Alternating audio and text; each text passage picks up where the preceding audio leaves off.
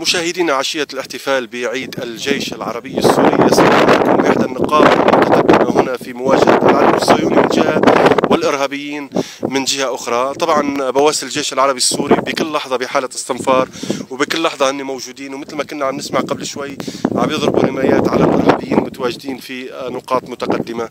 كل عام وانتم بخير سيادة النقيب. وانتم بألف خير إن شاء الله. بنعاد لسوريا ولشعب سوريا ولقائد سوريا بألف خير بهذه المناسبة العظيمة، عيد الجيش الذكرى السبعين لتأسيس الجيش العربي السوري المقاوم الذي سبق في المجموعات التكفيرية جبهة النصرة وأمثالها، ونحن بشكل دائم نتصدى لهذه فداء لسوريا الأبية ولقائد سوريا وللشعب السوري.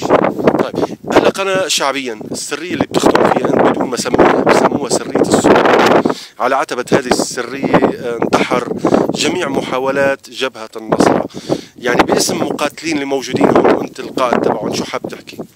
أنا بشكر كل عسكري شريف في هذا الوطن، في هذا الجيش العربي السوري الذي صمد هذه الفترة الطويلة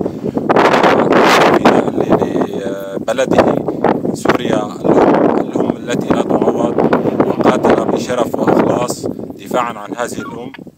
ونحن نقول لأهالي هذه العسكر الشرفاء إن أبنائكم في حضن الوطن، في حضن أمهم الكبيرة سوريا.